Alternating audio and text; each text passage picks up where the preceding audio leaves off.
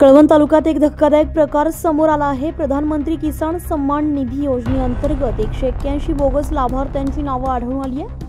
हे लाभार्थी बांगलादेशी असण्याची शक्यता वर्तवली जात आहे। भाजप नेते आणि माजी खासदार किरीट सोमय्या यांनी कृषी अधिकारी कार्यालय आणि पोलीस ठाण्यात भेट देत तातडीने चौकशीची मागणी केली आहे। किरीट सोमय्या यांनी प्रसारमाध्यमांशी बोलताना सांगितलंय की या प्रकरणाची सखोल चौकशी होईपर्यंत आम्ही शांत बसणार नाही।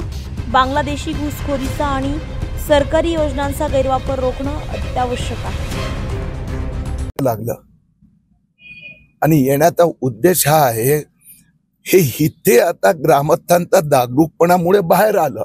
ही दुसरीकडे असेल तर माहित नाही आहे पण असूही शकते।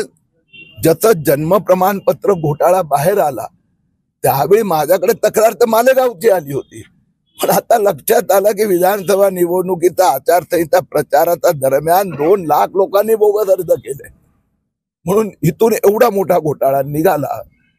तर यात पण आता गुन्हा दाखल तर निश्चित होणार आणि गुन्हा दाखल झाल्यानंतर काही दिवस आपण पोलिसांना देऊ, काय बाहेर येते पाहू।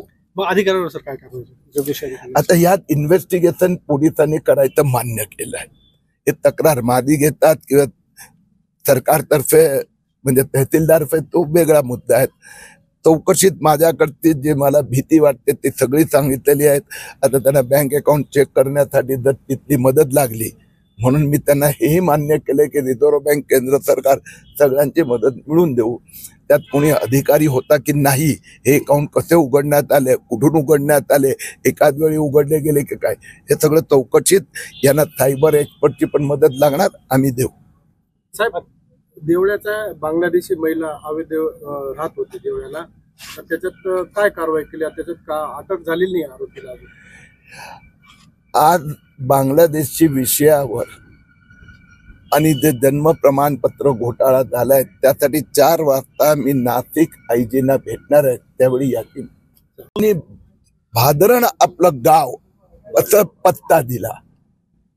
ही गोष्ट बाहेर ग्रामस्थांचा जागरूकपणामुळे, कारण की यांना आता पैसे जात नव्हते, पैसे सुरुवातीचे गेले पण नावं यादीत आहे अजूनपर्यंत। आता किसान कार्ड बनवतोय त्यासाठी तहसीलदारने जे याद्या दिल्या त्यात 181 लोकांची नावं भादरण गावात ते राहतात, म्हणून हे सगळं बाहेर आलं। तर तुम्ही पोलिसांना गुन्हा दाखल करण्यासाठी पत्रव्यवहार केलाय की चौकशी करण्यासाठी पत्रव्यवहार? हे गुन्हा तर दाखल होणारच, कारण की चौकशी गेल्या 8-10 दिवसात झाले। तहसीलदारने मान्यच केलं। आता तहसीलदार म्हणजे त्या तिथे जे कृषी विभागात मीटिंग झाली त्यात त्यांनी कबूल केलं की गुन्हा झालेला आहे, याच्यावर कारवाई व्हायला हवी। सर, मग ही बांगलादेशी ही जी नावं आहे हे 181 चे 81 नाव, अब्दुल, इस्माईल, जमील, जमीर, हे सगळे मुस्लिम आहे आणि बांगलादेशी नावं दिसतात।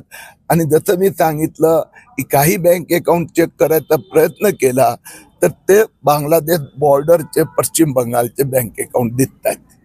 तर ज्यावेळेला प्रकार उघडकीस आला त्यावेळेला इथले जे स्थानिक अधिकारी यांनी टोलवाट मालेगाव जन्म दाखला होता आणि आता कळवण हल्ला, काय नेमकं? प्रधानमंत्री किसान सन्मान योजना यात पण बांगलादेशी घुसले अशी माहिती ग्रामस्थांनी मला ग्रामपंचायतच्या पदाधिकाऱ्यांनी काही दिवसापूर्वी दिली। गेल्या 8 दिवसात हे कन्फर्म झालं की ही गोष्ट खरी आहे। हे 181 लोकांना पैसे गेले। तक्रारी केल्यानंतर आत्ता तहसीलदारनी त्याच्या संदर्भात आता पोलिसात तक्रार करायचं मान्य केलं आहे। त्यांना पहिला हप्ता गेल्यानंतर बोमाबोम झाली म्हणून पुढचे हप्ते दिले गेले नाही आहेत। पण हे 81 लोक कोण?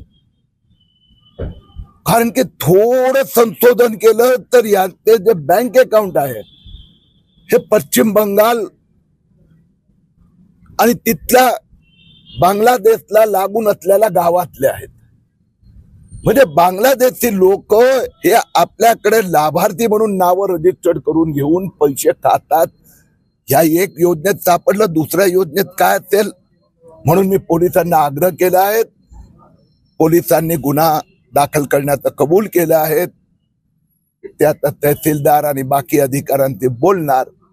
हे 81 लोक कोणी अकाउंट उघडले, बँक अकाउंट कुठले, त्यात काय काय व्यवहार झाले आहेत, त्यासाठी गरज पडली तर केंद्र सरकारची पण मदत घेऊ. सर याचं ग्रामस्थांची सतर्कता आणि आठवड्याभराच्या चौकशीमध्ये हा प्रकार उघडकीस आलाय. या 181 लाभार्थ्यांना पहिला हप्ता वितरित करण्यात आला. मात्र याबाबत शंका निर्माण झाल्यानंतर पुढील हप्ते तात्काळ रोखण्यात आले. तहसीलदारांनी या प्रकरणी तक्रार दाखल करण्याचं मान्य केलं असून पोलिसांनीही गुन्हा दाखल करण्याची तयारी दर्शवली आहे. सुरुवातीच्या तपासात या लाभार्थ्यांची बँक खाती बांगलादेशाच्या सीमेलगत असलेल्या गावांशी संबंधित असल्याचं आढळून आलं आहे. हे प्रकरण केवळ एकाच योजनेपुरते मर्यादित आहे का की अन्य योजनांमध्येही असं घडलं आहे याचा सखोल तपास सुरू आहे. गरज पडल्यास केंद्र सरकार, रिझर्व्ह बँक आणि सायबर सेलची मदत घेतली जाणार आहे. भादवन गावातील जागरूक ग्रामस्थांनी हा प्रकार लक्षात आणून दिलाय. यामुळे हा घोटाळा वेळेत उघड झालाय. मालेगाव जन्मदाखला घोटाळ्यासारखाच हा प्रकार मोठ्या आर्थिक गैरव्यवहाराची शक्यता दर्शवतोय. पोलीस आणि प्रशासन या संपूर्ण प्रकरणाचा तपास करून सत्य बाहेर काढण्यासाठी सज्ज झाले आहेत. या प्रकरणी पुढील तपास सुरू असून अजूनही काही बोगस लाभार्थ्यांची नावं यादीत असण्याची शक्यता आहे. प्रशासनाच्या दक्षतेमुळे पुढील आर्थिक नुकसान टाळलं गेलं असलं तरी हा संपूर्ण रॅकेट शोधण्यासाठी अधिक गहन तपासाची गरज आहे. उत्तर महाराष्ट्र लाईव्हसाठी धनंजय बोरसे, कळवण, नाशिक.